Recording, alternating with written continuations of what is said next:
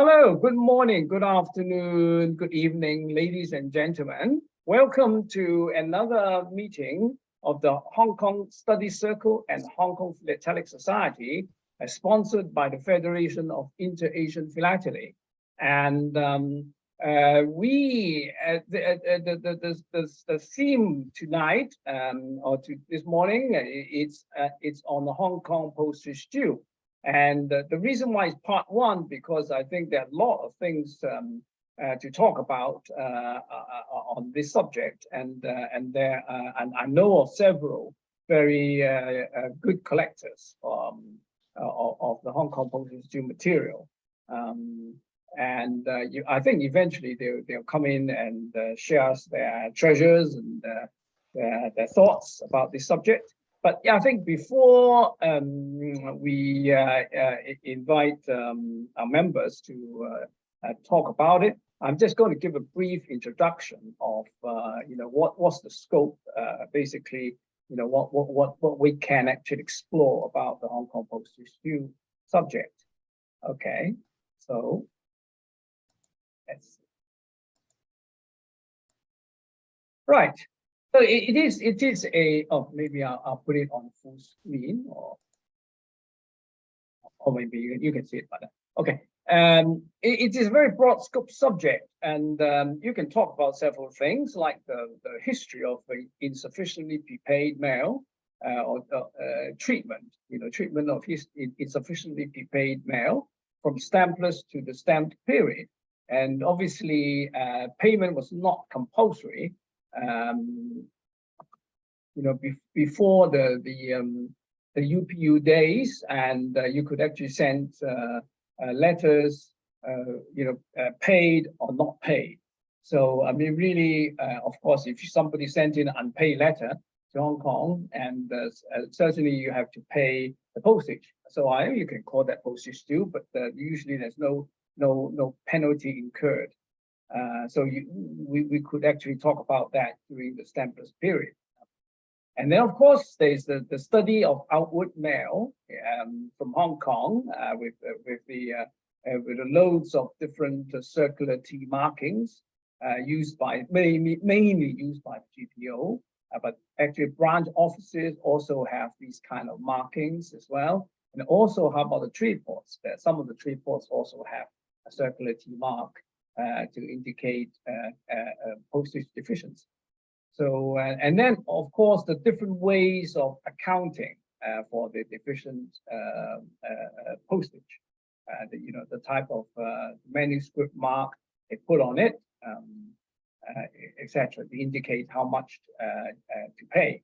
And then, of course, the studying of inward mail is very interesting. And at first, before actually Hong Kong released the first dues, actually in a very late time, 1923. What happened before that? And probably collect the deficient postage. The postman's knock on the door, or actually maybe send you a letter, a docket, ask you to go to the post office to collect your letter while paying the postage due.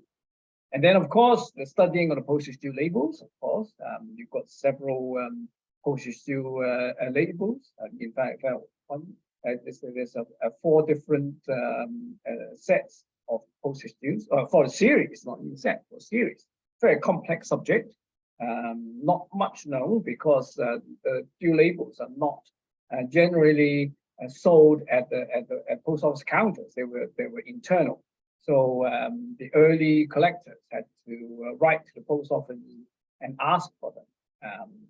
And then usually the date of release was never disclosed to the public.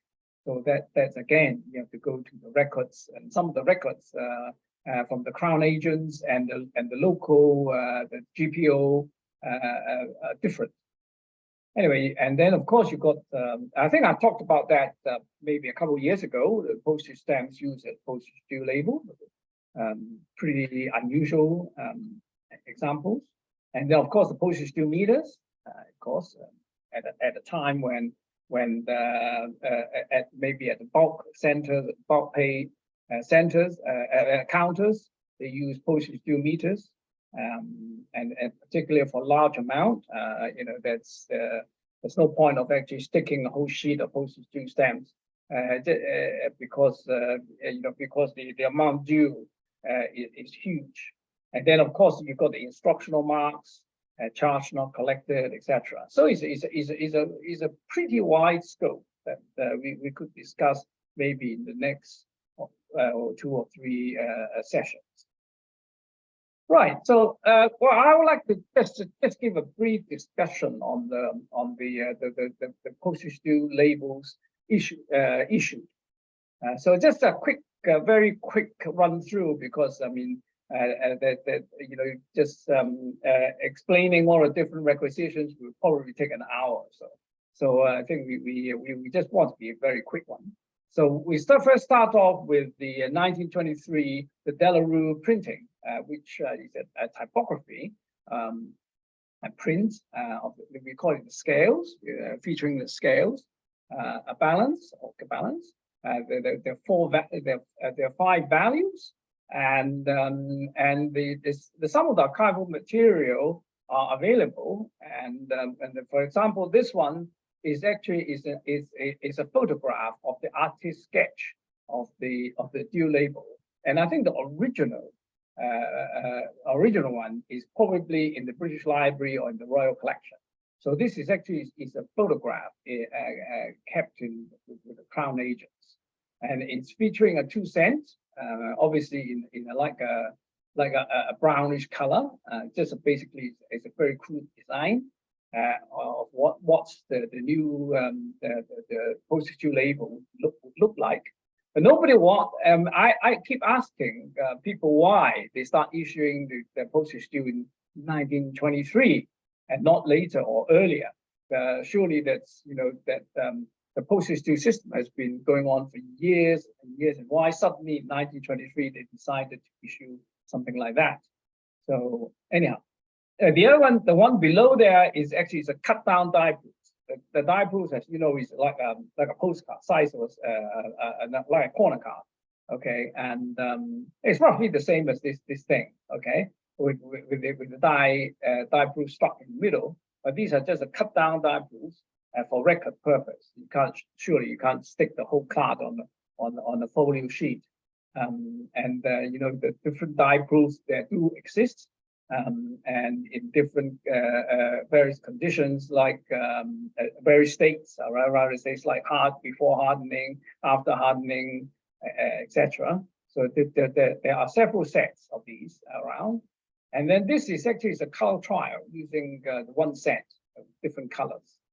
That's from the Delarue archive. I think William got them all. I believe so. I'm still in his collection.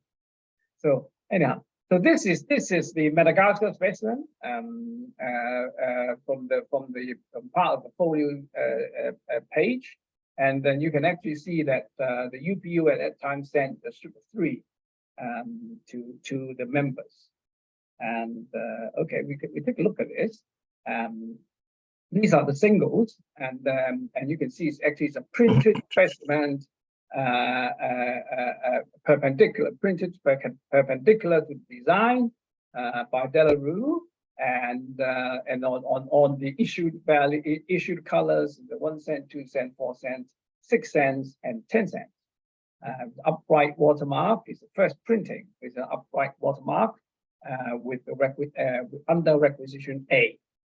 Webb actually did mention requisition O being or 0 being the first requisition, but I think people have been looking for many years and just cannot find it.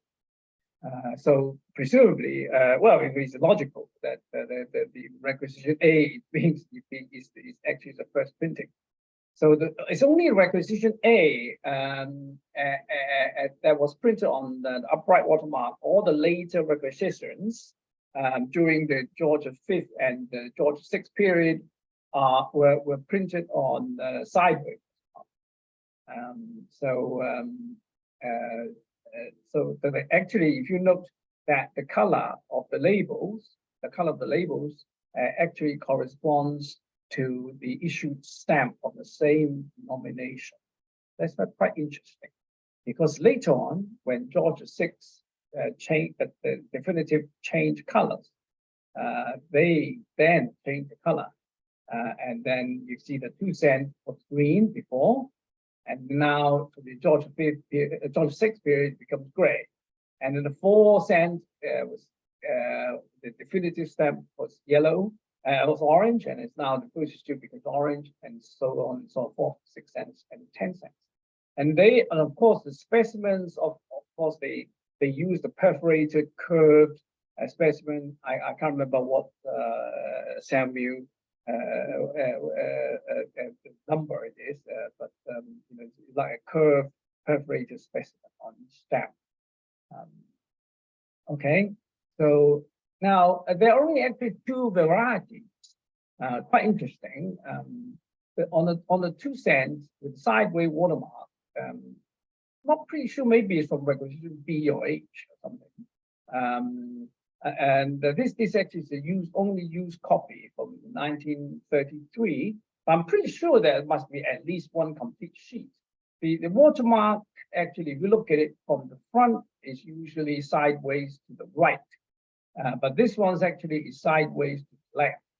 And you would find, I think most of the stamps would be sideways to the right when you look at when you look at it from front.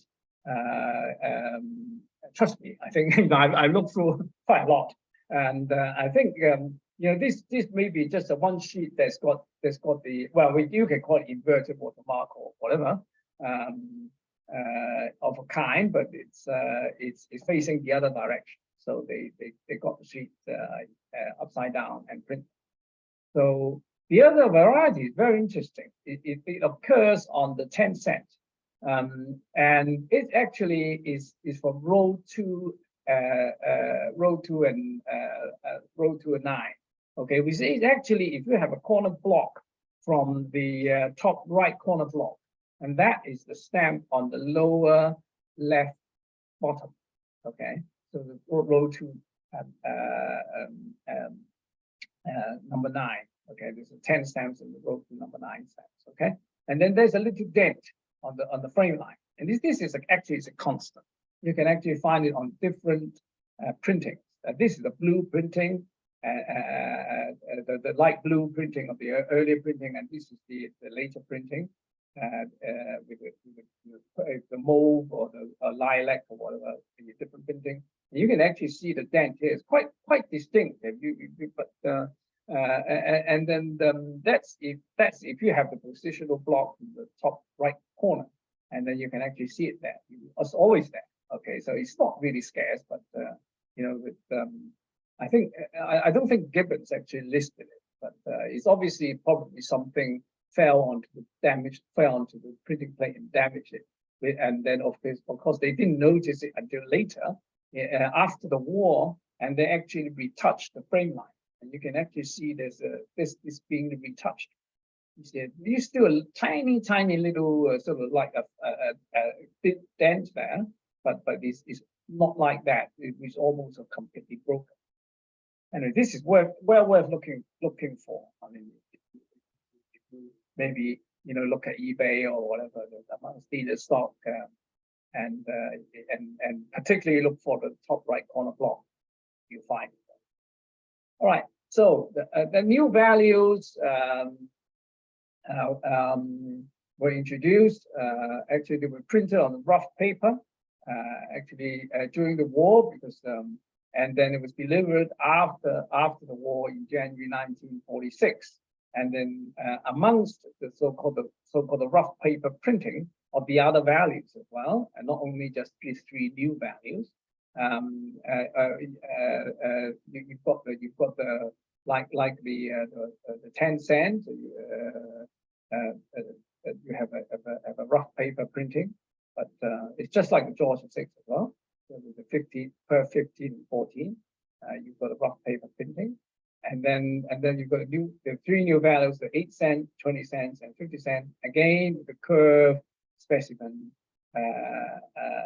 If you have a specimen 3.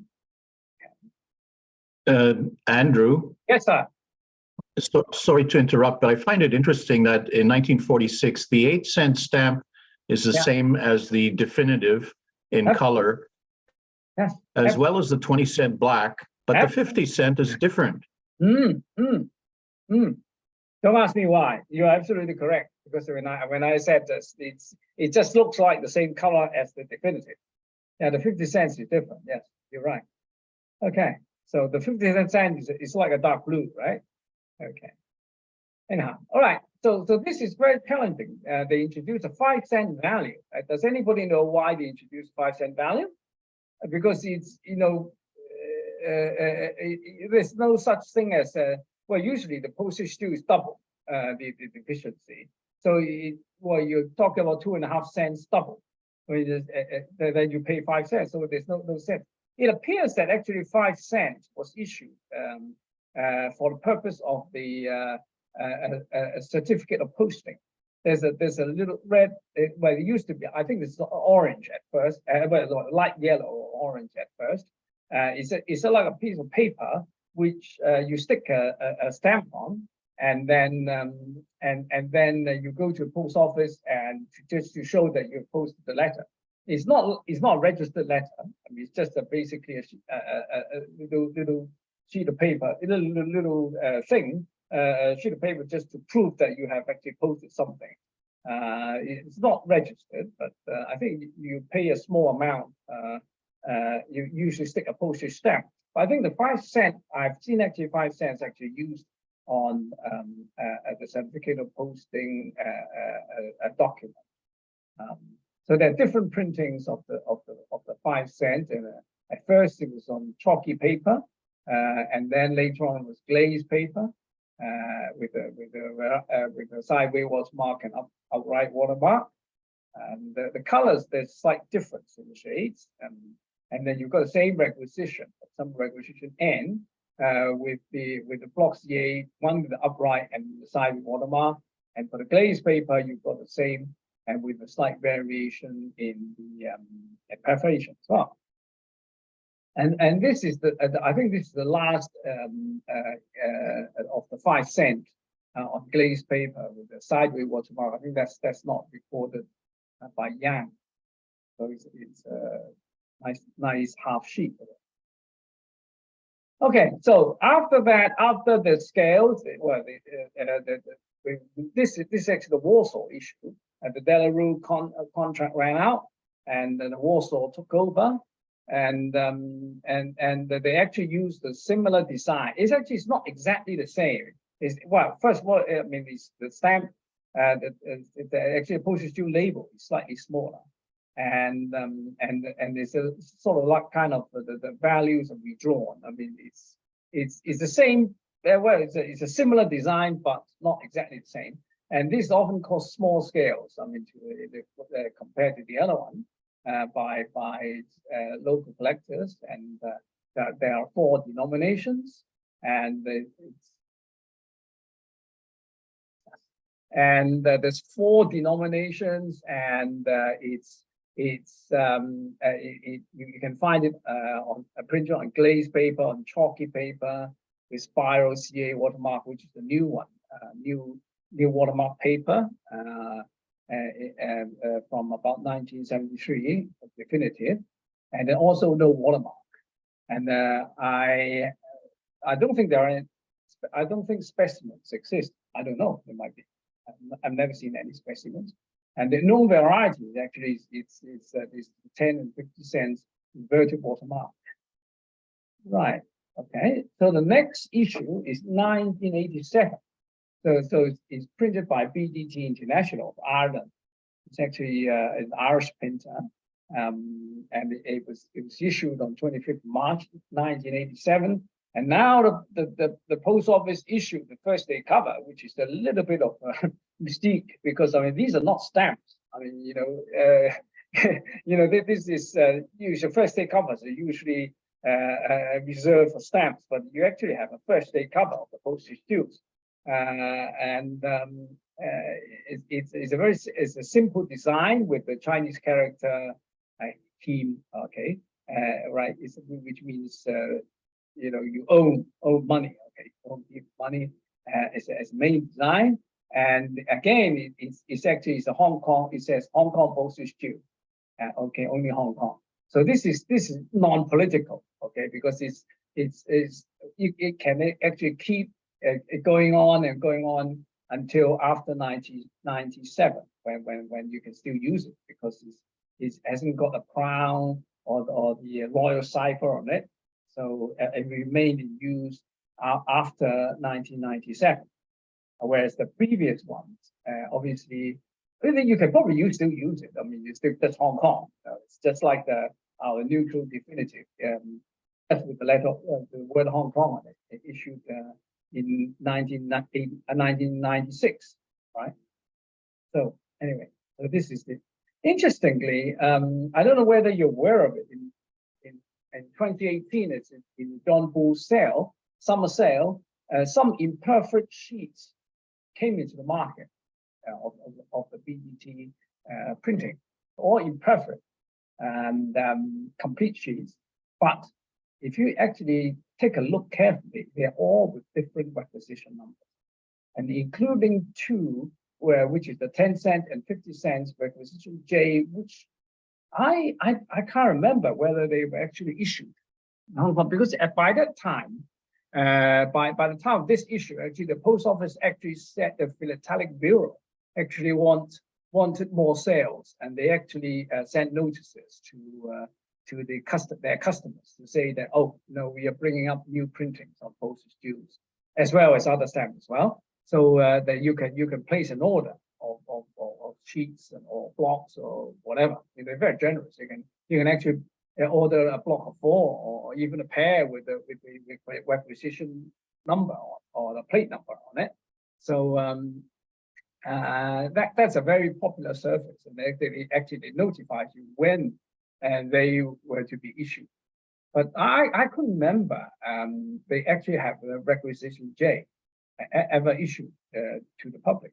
But all these WF, they were actually issued.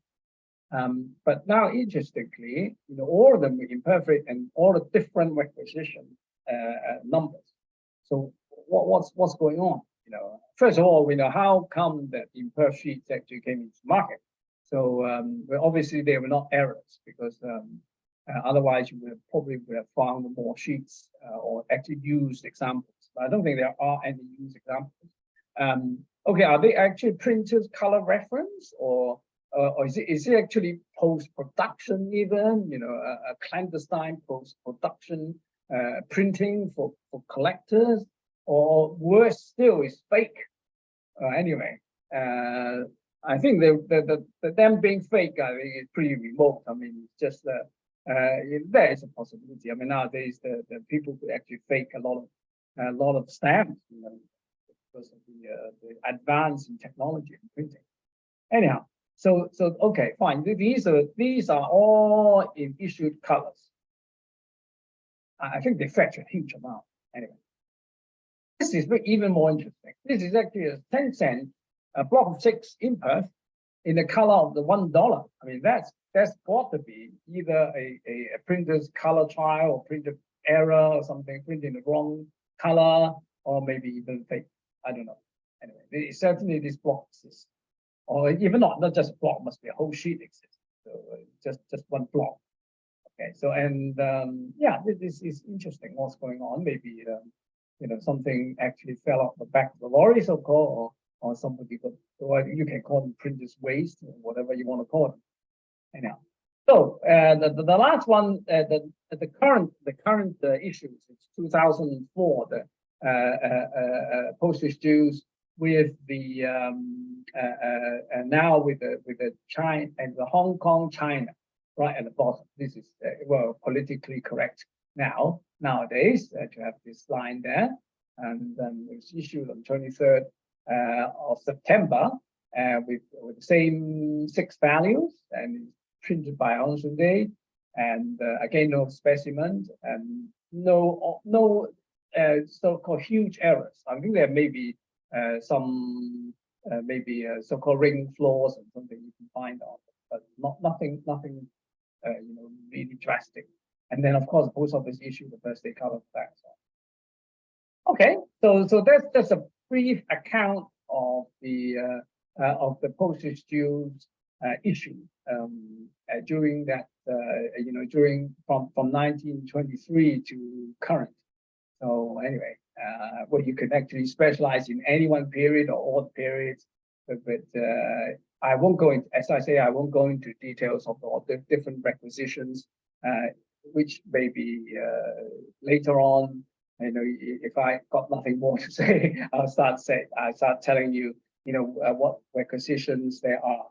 Anyway, okay, so that's my bit for as an introduction, and then before I go on to say, I think Susan's got a few things to share, but I think if I may, actually Charles Chan actually passed me his file for sharing. So, okay, so if I just continue, just a sip of water, okay. Now, the title of his presentation is called Hong Kong Postage Due or No Deal, Due or No Deal, okay? and he's just got some covers his collections, which he finds very interesting. Okay, the first one is an 18. Excuse me. So I'm not. He only passed this file to me maybe an hour ago. So I actually didn't have a very detailed study on these things. But you could probably read it when you revisit this evening soon. But anyway, okay. The first cover is actually a cover posted from Shanghai to Madrid, Spain, in the UPU period. Okay, 1877. Okay, so this is the Hong Kong actually joined the UPU on the 1st of April, 1877, and the vibrancy rate to the members was 16 cents per half ounce, and this was actually sent from Shanghai to Madrid with a pair of 6 cents, so it's 12 cents. Okay, so the 12 cents actually was rated by other routes, not Marseille. Okay, usually it's by Marseille to Spain, but this one is certainly underpaid 4 cents for this route. But whether I'm not sure that there's 4 cents dropped off or maybe or not, but I think Shanghai, sorry to say, it was notorious for calculating postage, and they made a lot of mistakes in calculating postage, and I'm not surprised they let this one go, because this is just so soon after Hong Kong joined the UPU. Maybe somebody didn't notice, didn't see the rate table. So the cover says here, the cover front, top left clearly indicated vibrancy. Okay, so the 16th century apply. Okay, so no idea why postage due was raised by either Shanghai or GPO. That's things sort of discount. Anyway, right. Okay. So the second cover is an 1886 cover, Canton to USA. It was taxed and reassessed by Hong Kong GPO, and then the tax was annulled. I mean, there's no tax. It was crossed off. Canton thought that it's franked 20 cents. It paid 20 cents. Postage with a double rate.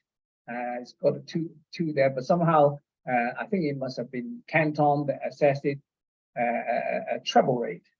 So it's a 10 cent deficient. Okay, and of course at those times the scales, if you have a borderline letter, the scales sort of balance. It's not, the scales would be slightly inaccurate, and then the Hong Kong Post Office looked at it again and then found out that it's only double rate, so it's completely correct. So they actually crossed out the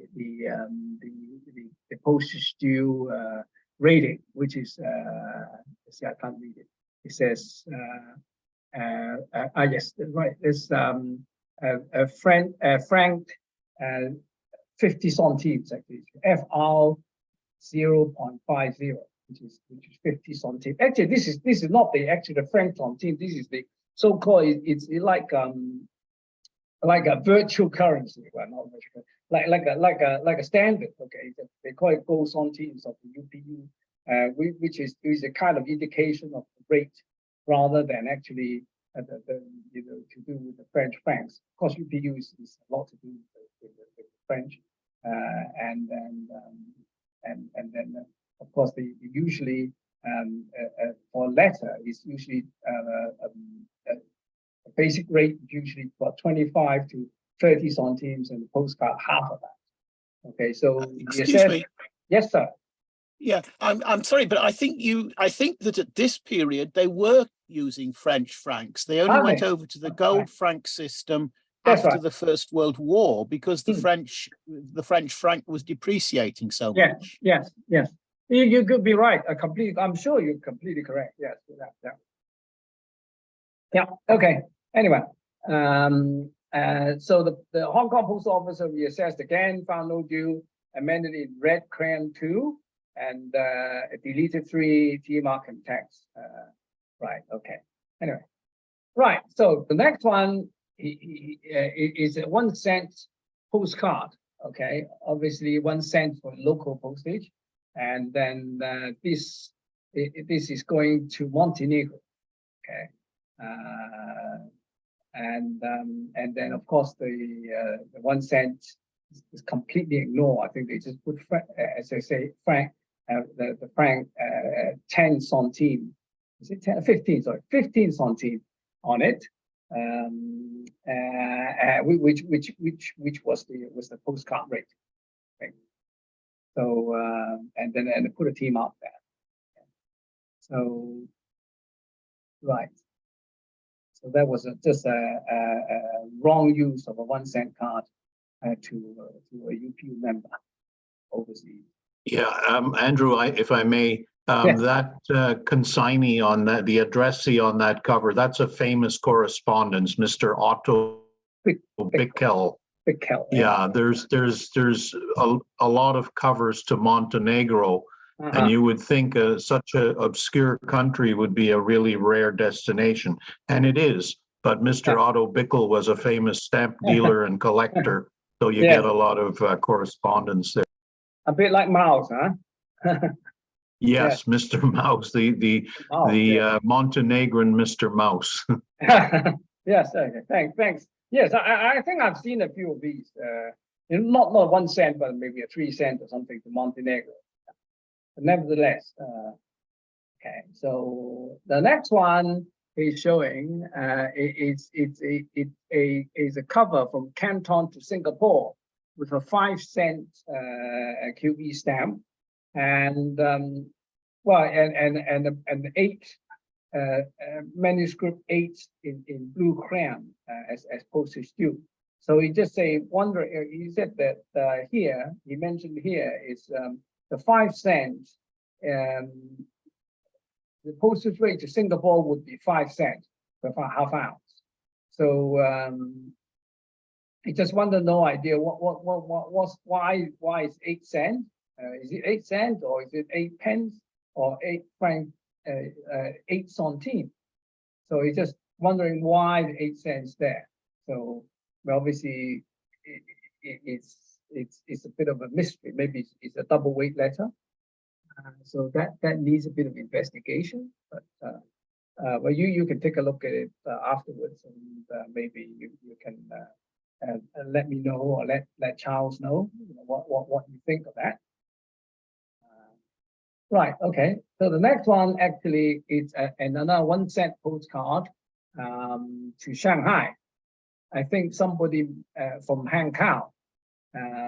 So I think somebody actually maybe Hankow must have misread it, going to elsewhere. That it looks like Shaftesbury House, something, if I was going to go to UK or something like that. Maybe it just put the wrong, assessed it as a postage due and put team up there. But of course, you know, upon arrival in Shanghai, 1 cent is the correct rate. So there's nothing to be done by. And this actually bit here is actually is the translation of the something 7 Seaward Road. Actually, it's a 7. This is actually a 7. This is sharp. Well, I mean, like a translation seaward. Okay, so delivery. So it's a delivery, Chinese delivery mark written there for the local postman card. So he says this is the new latest recorded date of the Hankow T mark. Oh, anyway, maybe right. Anyway, okay. So I think this is the last one that he's showing. This is a little bit complex because it's actually from Amoy. It's a registered cover from Amoy with a 4 cent postage and 10 cent registration. Going to let's see. At first, it went to Hong Kong, and then it was redirected several times and end up in Italy. And he mentioned that you can actually see there's a due 20 centimes at the bottom left, and he says charge on arrival of Italy, but I didn't see any unless there was something on the back. You know, I actually didn't see. I couldn't see whether it was actually the Italian actually charged anything. Maybe there was some Italian dues on the back. Do you have Italian postage dues in 1911? I think you do. So I don't know. Maybe they just avoid this is just redirection, and the Italian could be bothered with a registered letter with the wrong rate. This is clearly the wrong rate because for Italy it would be 10 cent plus 10 cent. So it's at least 6 cent short pay. Anyhow. Okay, I think that's his last one. You're welcome to go through it again from YouTube and think about it, because I know the postage dues actually very, very complex. I mean, you really need to look it up and you know, to give me 1 hour notice. I actually I didn't have time to think about these things, but anyway. I've done my job, and I've got to pass the bucket to Susan, who's got something interesting she would like to share. So if I just go off.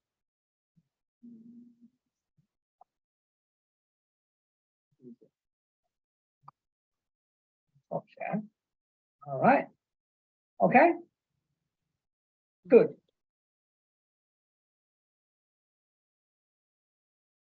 Might I inform members that there is a postage due mail study group in the UK. I only found out about it about a year ago, and I joined them, and it's a wonderful group to give you lots of free education about how they calculate the tax and the rates worldwide. It covers all subjects, and I'm the only guy who specializes in Hong Kong there. Yeah. So they have quarterly Zoom meetings, and whenever I show a Hong Kong cover, they really help me interpreting that. So and it's not expensive to join them. I think it's something like 10 or 15 pounds a year. Oh. And because they have Zoom meetings only, it's very worthwhile if you're interested in postage due. They're called the Postage Due Mail Study Group, and they do have a website. Okay, they have a website.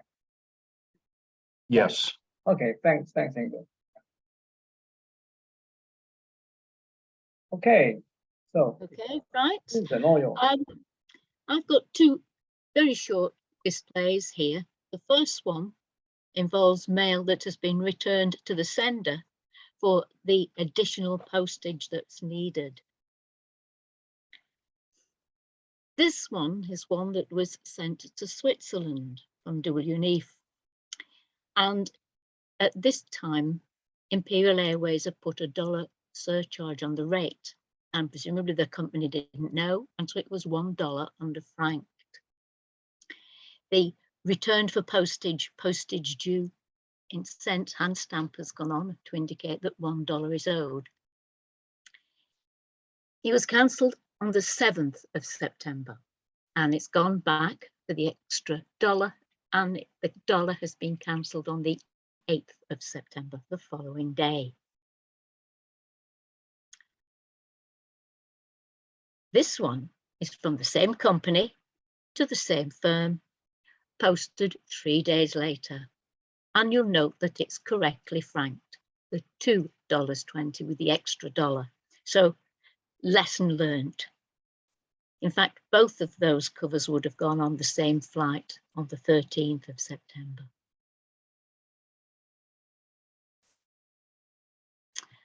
This is an example to the USA. The rate was $2, but only an 80 cents adhesive was put on, so $1.20 under franked. It's been returned for the extra postage, and that's been cancelled the same day. It was originally dated 10 a.m. on the 31st of May, and later it was cancelled on the 4th, at 4 p.m. rather, on the 31st of May.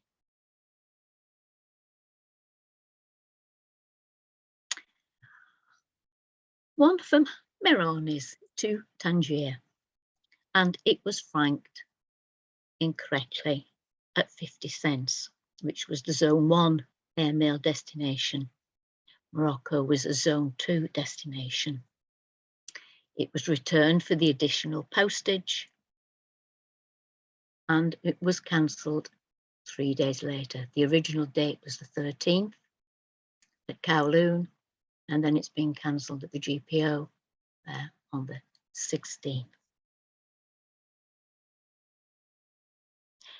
This one, also from the same firm, and it was sent a few months later, and they've still not got the 80 cents right, the rate right. They've charged 50 cents, so it was 80 cents under frank. So it's gone back again for the additional postage. So this is a case where the lesson wasn't learnt. They were still franking it incorrectly.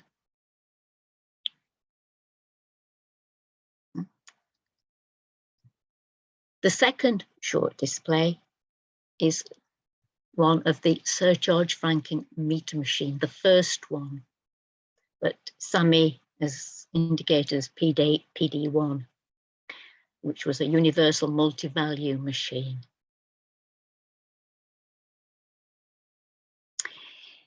This example is on card and printed in red rather than green. Gives a value of $56.78 and is dated 1952, which was before the machine was introduced, and it's a proof. It comes from the S.D. Barfoot collection. He was co-author of the Meter Postage Stamp Catalogue.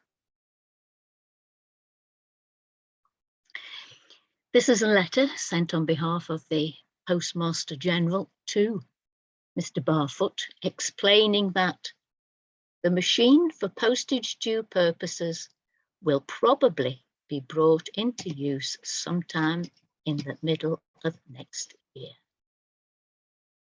And this one is dated November 1953.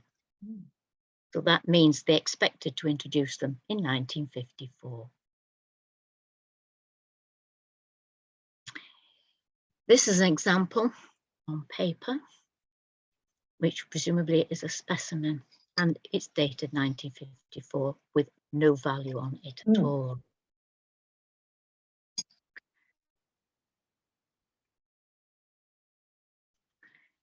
Another letter to Mr. Barfoot. He was keen to get his letters with information on them. And this one states, the postage due labels franking machines were first introduced on the 11th of the 1st, 1954. So this one here is used in the first month. It's a local item letter sent unfranked. The rate was 10 cents, so 20 cents was owing, and this has been applied to the back, 20 cents. This machine was in use until the 1970s. 1979, in fact, it finally broke down. So this is an example of it being used in the 1970s. Again, an underfranked local item, 20 cents owing. And that brings me to the end of my two very short displays. Well done. Can I ask a few questions, Susan? Andrew. Yes. Can I ask a few questions? Did actually Yes, you show the letter? Did they actually say why they brought in the machine? No, it doesn't. No, it just gives indications of when they hope to introduce them or when it had been introduced, but no indication of why or why at that particular time. Quite interesting, isn't it? The why Fabulous covers. And the die-proof, I like die-proof. Wow. I've seen them before. But so you have seen it. You have seen that one, yes. I know. I've seen it. I even got you gave me a copy of it. I still got a copy. You know, I'm drooling on it. It's not very stained. It was a badly sold collection, but I just happened to have someone I knew that was there, and I know. it's just a look. You're lucky. Yeah. It's really fantastic stuff.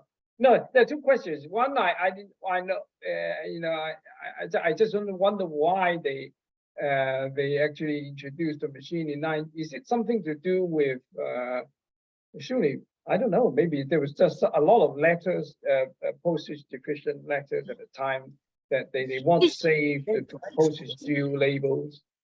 I think there's just a general move to mechanization, wasn't there, in the early 50s? I mean, there was nothing until 1950s, and then that's right. Because the cancelling machines were introduced around that time.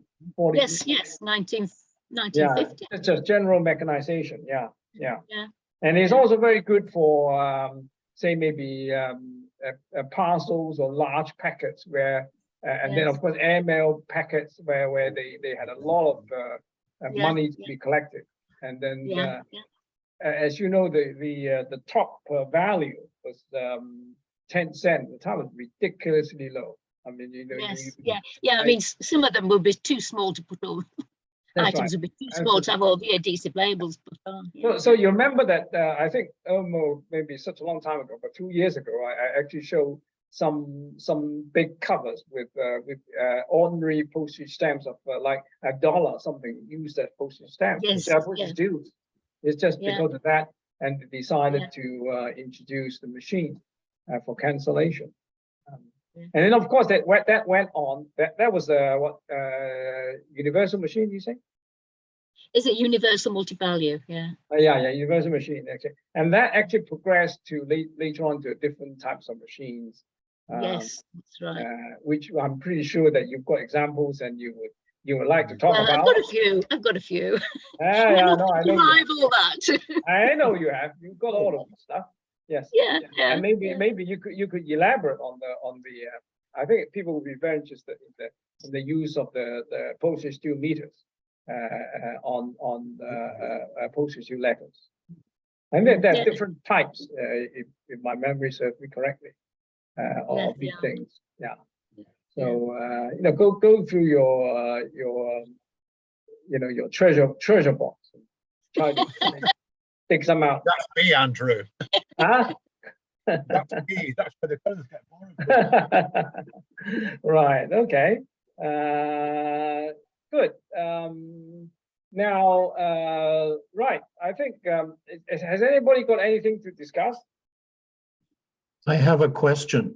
Yes. Does anybody have any commercial usage of the last or current postage due labels from SAR? I get the feeling that they've never been used commercially. Hardly. Hardly. Because a lot of the post offices, particularly GPO and Kowloon Central, they switched to postage due meters already. So I got some letters, a few letters with the meters and not the labels. You really have got to beg them. Say, look, can I have can a postage due label on them instead of the machine? The answer would be no. It's not from us. It's nothing to do with us. It's from a central, like a postage due center or something like that. Right. Yeah. So I get the feeling they were done for collectors. I think so. I agree with you. No, I think also because I think maybe somebody complained to the post office with the BDT and the 1987 issue that where's China on the label? So they decided to issue something with the Hong Kong China on it. I think it might be. I mean, I'm not sure because it's strange that they suddenly issued something in 2004. So these philatelists are very astute people. They see something wrong and then they complain, and then the post office maybe got a bit scared and then decided to do something about it. And then, of course, bringing out some new stamps would give them more revenue. So I mean, why not? I've never had. I think in many countries they don't even have first day covers for postage due. I mean, it just doesn't. It's nonsense, really. Yeah, that's and it's also a very interesting use of postage due labels that and as a matter of fact for meters as well as on bulk mail. On bulk mail, where say for example like a Visa card or something, they have maybe a 500 letters a day.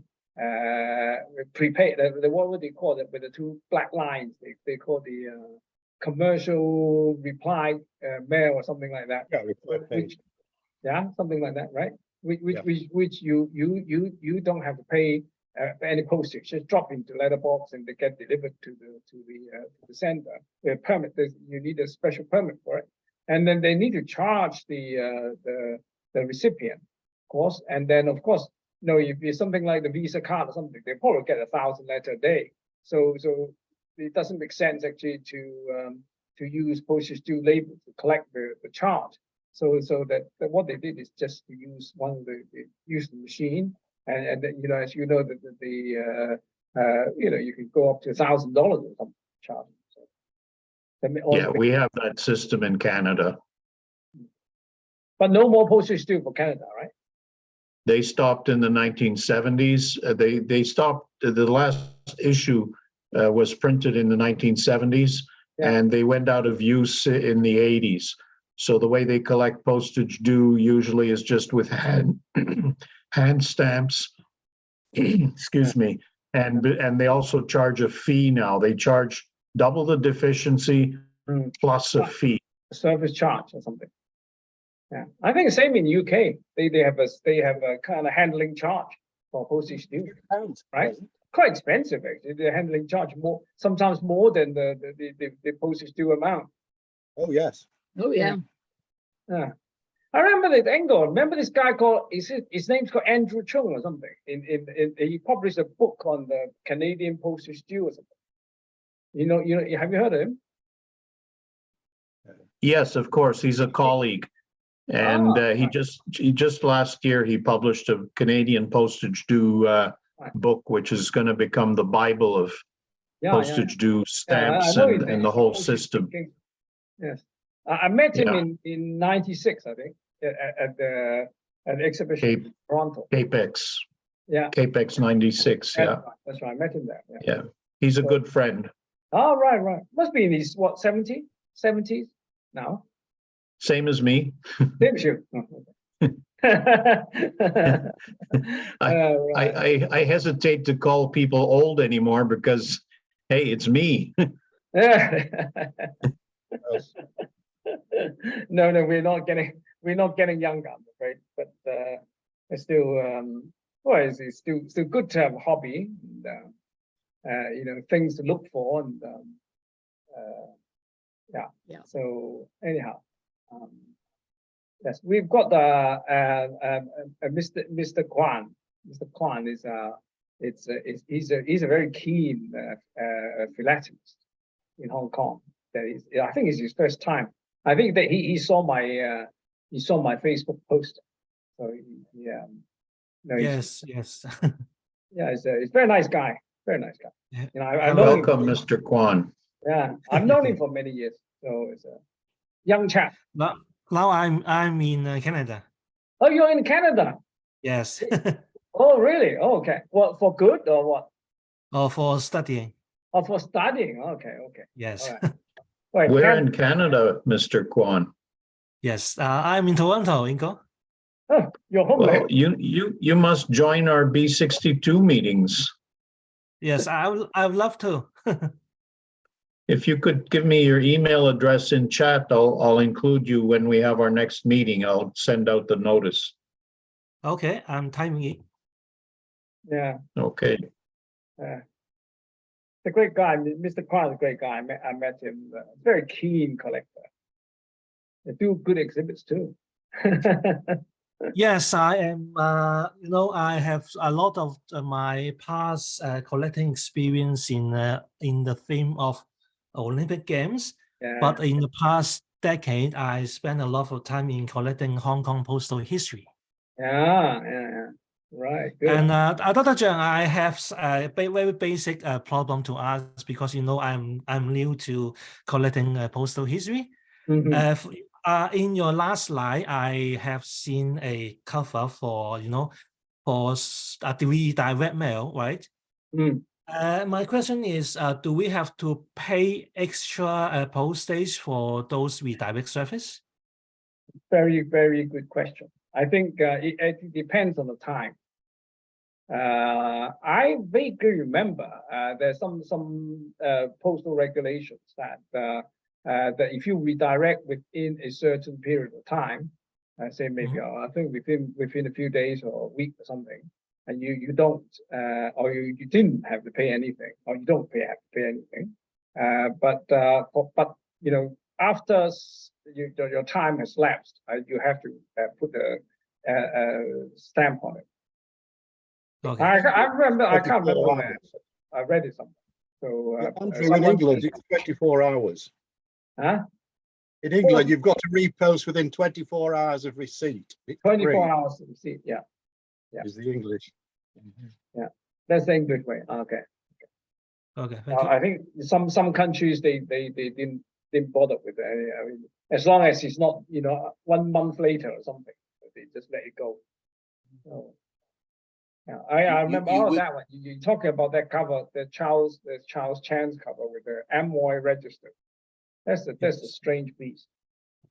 Anyway, I'm going to ask you. You will have to pay something on redirection if it has to go to another country, which is the case in the case of your Italian Navy thing. Mm-hmm. But working those out is hard. Yes, I know. It changes as well. The different rating. They change as well.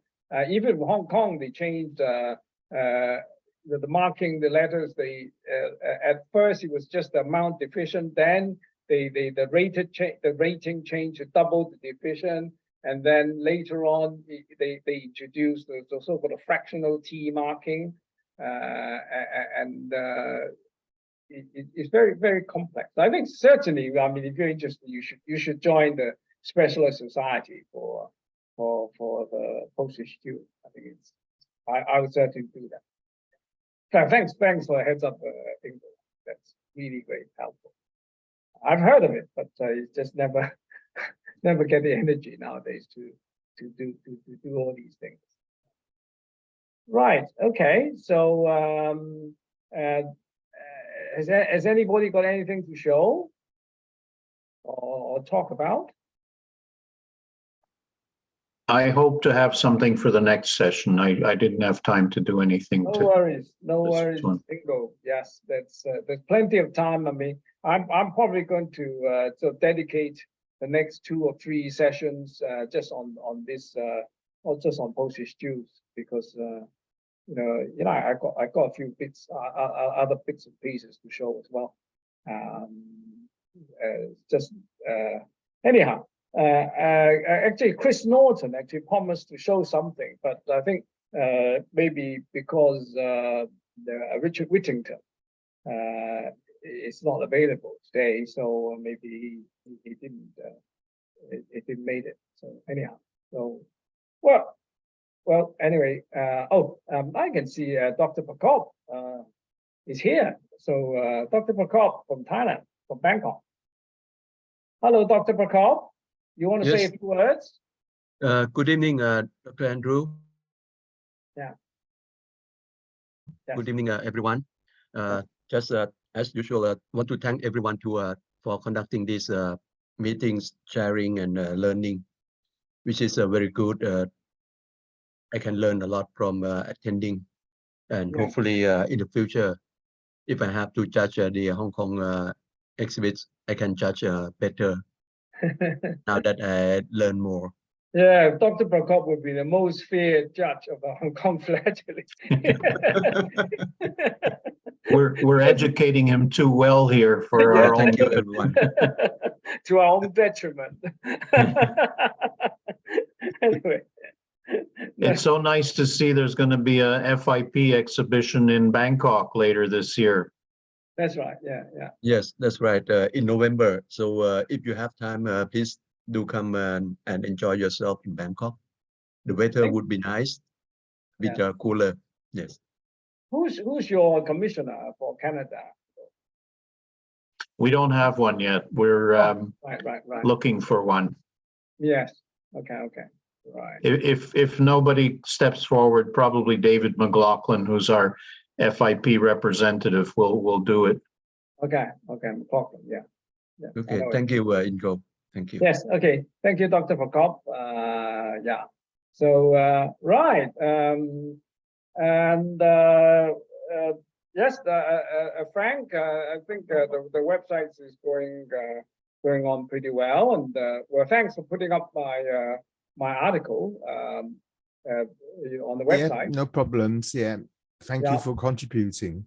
Yes, that's all right. Yes, I think I'm really very grateful for that, because I think that actually that article actually, well, I mean, that particular elusive marking actually created a lot of interest with like a census like that.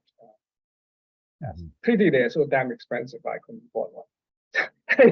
You never know. You can like Susan, you can always pick one up from a village fair or something. Yeah.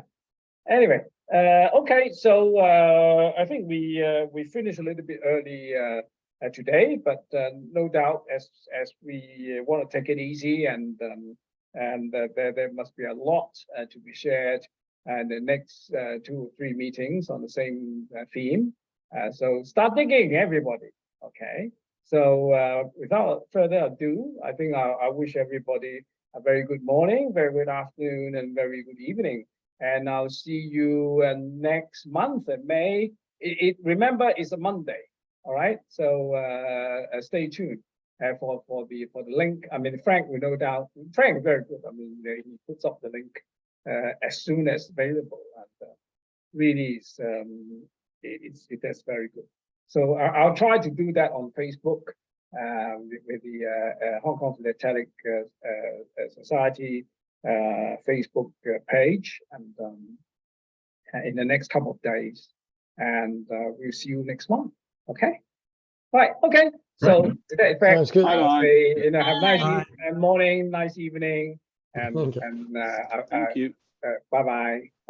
Thank you, everyone. Bye-bye. Bye. Bye. Bye bye.